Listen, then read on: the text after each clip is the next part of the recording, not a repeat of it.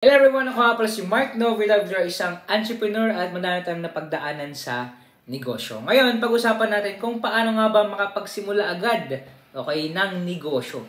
Okay? Kaya kung hindi ka pa nakasubscribe sa ating YouTube channel, please subscribe, notification bell kung hindi ka pa nakapag-subscribe, okay? Click mo lang at the same time, check mo yung ating mga video kapag meron kang mga gustong usapan, okay, sa mga about business tips. Okay, balik na sa ating topic. How to begin it now. Okay, paano simulan ngayon mismo. Okay, sa pagsimula ng isang bagay, kahit na hindi negosyo, nandyan yung takot. Tama. Okay, nandun lagi yung fear. Yung fear talaga yung laging nagpapahadlang sa atin sa pag-start, sa pagsimula. Okay, may part sa sarili mo na natatakot magsimula kasi takot ka sa pwedeng maging resulta. Iniisip na natin agad yung negative. Bakit ganito? Ganito, ganyan. Okay, kaya tayo din nakapagsimula. Okay? Takot ka na sumablay. Okay? Lahat tayo, takot tayo na magkamali. Okay? Mag-fail sa pagninegosyo. Iniisip mo yung sasabihin ng ibang tao sa'yo, kaya nahadlangan yung bagay na gusto mo gawin. Ngayon, pag-usapan natin yung tips na pwede makatulong sa'yo para makapagsimula na ngayon mismo. Kasi kailangan ka pa maging handa. Okay? Sa tingin nyo ba, kailangan pa ba natin maging ready? Okay? Kailan ka pa magsisimula. Okay? Sa pagsimula ng isang bagay, ang pinaka number 1 na dapat meron ka ay ang ideas. Okay? Kasi, yung ideas mo na yan, ang pwede mong gamitin para maabot mo yung life's work mo. Yung pangarap mo. Yung negosyo mo na gusto mo na gawin. Pero yung ideas mo na yan, manatili lang yan na idea. Okay? Kung di mo sisimulan, okay, siguro masasabi mo na paano ka magsimula, hindi ka pa handa. Sabihin na inyo ba kasi, hindi pa ako ready, okay? Wala pa akong ganito, wala akong ganito, okay? Hindi pa ako makapag-start. O kaya natitenga yung idea na yun. Kasi sa idea talagang sisimula lahat. Okay? Wala pang mga ganito ganyan. Pero totoo, mahirap sa pagsimula. Yung mamimili ka ng isa na sisimulan mo sa dami ng ideas mo. Okay? Sa di mo alam kung ano yung sisimulan mo, ang mangyayari, wala ka naman simulan kahit isa. Kasi dami naglalaro sa isip mo. Ganon din naman tayo. Ganon din naman po ako. Okay? Yan din naman ang problema ko sa sarili ko. Kasi marami akong ideas pero hindi ko alam kung ano yung ideas, kung ano ba yung unahin ko na gawin. Pero ito yung tip ko para sa inyo. Okay? Anong idea yung bumabalik lagi sa isip nyo, yun yung gawin nyo. Yung tipong sa tingin mo ikaw lang yun na makakagawa nun. Okay, yan yung i-pursue mo at huwag kang matakot kung magkamali ka man sa pinili mo. Kasi walang mangyayari kung di ka magsisimula. Okay, kumbaga kain, tulog, walang mangyayari sa buhay natin kung hindi tayo mag-i-start now. Okay? Magkamali ka man, may pang-backup ka naman na mga ideas pa na hindi mo napili. Hindi naman kasi agad-agad yan eh. Tama na agad hindi mo agad-agad matatama yung mga decisions mo. Okay? Paunti-unti, yan hanggang sa makita mo yung idea na para sa'yo talaga. Okay? So, habang tumatagal, okay, unti-unti nating malalaman yung para talaga sa atin.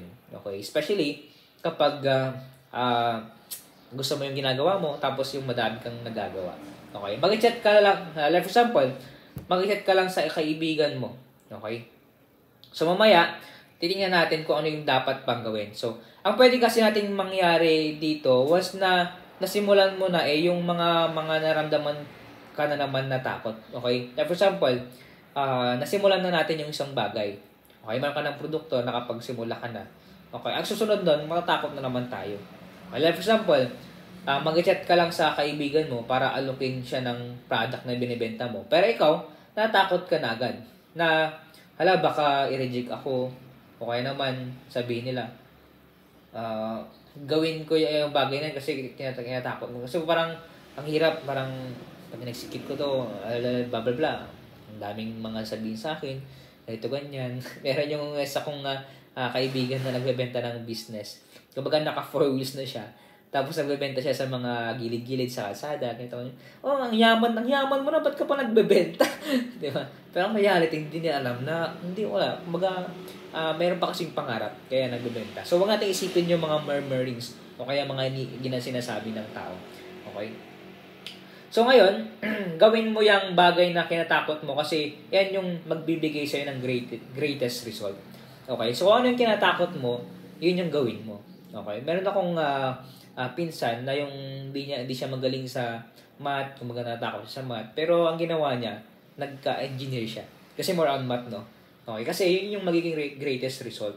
At diyan ka din matututo kasi kung ano yung pa yung mga bagay na kinakatukan mo, ay yun yung solution sa problema mo. Okay, lagi niyong isipin na yung parang kung ano yung kinakatukan nyo, ayun yung magiging greatest result. Okay, bubol tayo. Isa pang gusto mo talaga magsimula na isang bagay at gusto mo itong maging matagumpay, matuto ka na gawin yung mahirap. Okay, ito yung advice ko po sa inyo. Try nyo muna na yung mahirap muna hanggang sa papadali. Okay, kumbaga, mag-iba kayo ng gagawin. Like for example, ganito, mahirap muna bago ito. O kaya naman, pwede rin naman na start small bago papahirap. Okay? Pero, depende yan sa inyo kung kung saan talaga yung swak para sa inyo. Okay? Dahil, mag-iiba lang kayo ng approach. Iba yun yung approach hanggang makuha nyo rin yan. Okay? Kasi dyan ka talaga masusubok. Okay? From mahirap hanggang sa papadali. Yung ilalabas mo lahat ng best mo. Okay, mag-i-effort ka talaga. Okay? Masarap kasi yung mag-celebrate ng isang bagay na alam mong pinaghihirapan mo. Yun naman yung sinasabi ko sa inyo. Kapag mahirap mo na bago papadali. Kasi kapag mag-celebrate ka, sobrang satisfying. Sabi nga ng isang pastor ko, kapag napagtagumpayan mo yung pinakamahirap na sitwasyon sa buhay mo, yung pinaka-problema yun sa buhay mo, okay? Grabe, katakot-takot na celebration ang mangyayari. Okay, ang dami sabi na kapag napagtagumpayan mo yung isang negosyo, okay, yung isang problema sa isang negosyo mo, okay, yung testimony mo magiging maganda at mayroong impact sa buhay mo. Okay? Kaya mga nanood, okay, hindi ko pa alam kung ano yung pwede kong sabihin sa inyo, mga ka-businessman ba or ka-entrepreneur, okay? So, pwede kayo mag-comment kung ano yung pwede kong kung sa inyo, palayaw, okay? So, kaya mga ka-entrepreneur, huwag kang matakot magsimula sa gusto mong gawin. Tulad ng mga sinasabi ko sa mga ilang vlogs ko na pwede kang magsimula sa kung ano ang meron ka. Hindi mo kailangan kung ano yung bagay na parang akala mo, okay? Be resourceful lang at hingi lang tayo ng guidance sa ating Panginoon. Hindi mo kailangan ng may pera, hindi mo kailangan ng malaking kapital, hindi mo kailangan ng ganito. Okay, so sa akin po, especially sa pag-vlog, okay, ang dami kong mga pagkakamali, ang dami kong kakalangan actually. Okay, wala akong cellphone na maganda, video, wala akong mic, okay? So, wala akong mga resources na dapat ko maisimulan. Pero dito sa vlog na to, pinapatunayan ko po sa inyo na nakapag-execute na ako ng isang vlog kahit na wala ako yung mga bagay na yon. Okay, itong gamit ko po is iPad ko po yan. So, wala pa talaga akong DSLR. Pero dahil naniniwala ako na sa principle na kung ano yung meron ka, dun ka muna.